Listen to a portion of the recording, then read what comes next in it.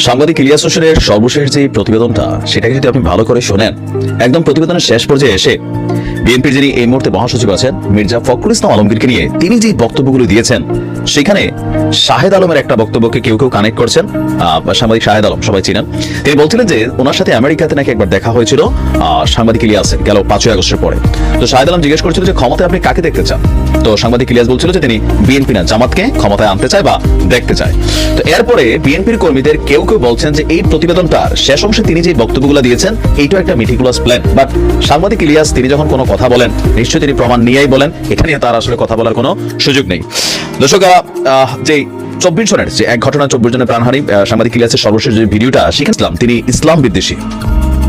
মির্জা ফখরুল ইসলাম ভারতের দালাল, কারণ তিনি প্রথম আলো এবং ডেইলি স্টারকে নিয়ে মানে সাপোর্টিং এ কথা বলেন।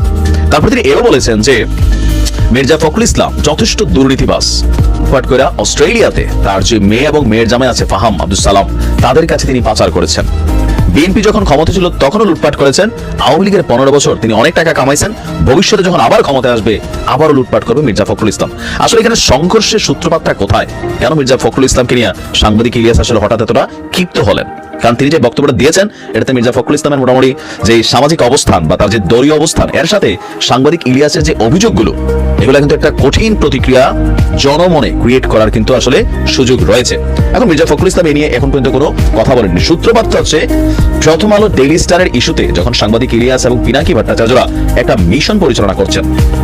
পিনাকি দাদা জিয়াফত কার্যক্রম থেকে শুরু করে প্লারও বন্ধ হয়ে যায়, কারণ তারা ভারতের পারপাসকে সার্ভ করে। মাঝখানে একটা ঘটনা ঘটছিল যে প্রথম আলো এবং ডেইলি স্টারের অফিসকে ঘেরাও করার জন্য তাদের সমর্থকদের একাংশ সেখানে গিয়েছিলেন। এরপর সেখানে বিষয়টা নিয়ে পুলিশি এবং সেনাবাহিনী বিজিবির বাধার মুখে তারা পড়েন। তখন এই ইস্যুগুলো নিয়ে মির্জা ফখরুল ইসলাম আলমগীর তিনি বলছিলেন যে 5ই আগস্টের আগে সংবাদপত্রের উপরে এমন ধরনের আক্রমণ আসলে বাংলাদেশে তিনি দেখেন নাই, বা এমন বাংলাদেশ তিনি দেখেন নাই, সেটা নিয়েই সাংবাদিক ইলিয়াসের বক্তব্য। পাশাপাশি হচ্ছে যে প্রথম এবং ডেইলি স্টার এই দুইটা পত্রিকার পক্ষে এই যে অবস্থানগুলো সাংবাদিক ইলিয়াস এবং পিনাকি নিয়েছিলেন, এগুলো সমালোচনা করেছিলেন মির্জা ফখরুল ইসলাম আলমগীর। তো এখানে উপদেষ্টা আসিফও তো সমালোচনা করেছে, বা নাহিদও বলছিল যে এটার নিরাপত্তা দেওয়া হবে। তো তাদের ব্যাপারেও কি মানে বিষয়টা এরকম আসবে? আবার এই যে লুটপাট দুর্নীতির যে কথা বললেন, যে প্রথম আলো থেকে বান্ডেল বান্ডেল টাকা খাইছেন মির্জা ফখরুল ইসলাম আলমগীর, যার কারণে তারা প্রথম আলোকে সার্ভ করতে চাচ্ছেন। এবং তিনি ইসলাম বিদ্বেষী, এগুলা তিনি পছন্দ করেন না। তারা মানে ইসলাম বিদ্বেষী একটা মেন্টালিটিতে মির্জা ফখরুল ইসলাম আছেন। এখন ঠিক নির্বাচনের আগ মুহূর্তে এমনি বিএনপির অবস্থা খুবই খারাপ বিভিন্ন কারণে, আপনার কিছু কিছু নেতাকর্মীদের কারণে, আবার বৈষম্য বিরোধী আন্দোলনের সাথে যে সাংঘর্ষিক অবস্থান আছে, এর মাঝখানে সাংবাদিক ইলিয়াসের এই প্রতিবেদন মির্জা ফখরুল ইসলাম আলমগীরের জন্য দলীয়ভাবে আসলে কি রিঅ্যাকশন আনবে আমি জানি না, নেতাকর্মীদের কাছে কি রিঅ্যাকশন আনবে জানি না। তবে ভোটারদের কাছে মির্জা ফখরুল ইসলাম সম্পর্কে এই বক্তব্যের দলমত নির্বিশেষে সবার একটা পজিটিভ ধারণা আছে যে তিনি খুব শান্ত স্থির মানুষ, ভদ্র মানুষ নিতান্তই।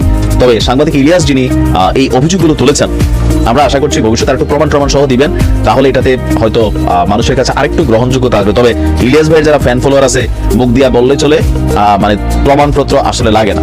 তো সাংবাদিক ইলিয়াস এবং মির্জা ফখরুল ইসলামের মধ্যে বড় কনফ্লিক্টের জায়গাটা হচ্ছে প্রথম আলো ডেইলি স্টার হচ্ছে মেইন। এখানে অন্য কিছু আমার কাছে মনে হয় নাই, কারণ মির্জা ফখরুল ইসলাম প্রথম আলো এবং ডেইলি স্টার ইস্যুতে যেহেতু দলটির এত বড় একটা পদে তিনি আছেন, সেখান থেকে তিনি কাউন্টার করছেন, স্বাভাবিক।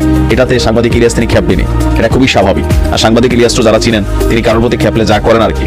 তো দেখা যাক সাংবাদিক ইলিয়াসের এই অভিযোগ নিয়ে, মহা অভিযোগ কিন্তু লুটপাট দুর্নীতি, ভারতে কিন্তু একটা রাজনীতিবিদের জন্য আর কিছু বাকি থাকে না। দেখা যাক সাংবাদিক ইলিয়াসকে এটার জবাব তিনি কিভাবে দেন, আবার নাও দিতে পারেন, সেটাও হতে পারে।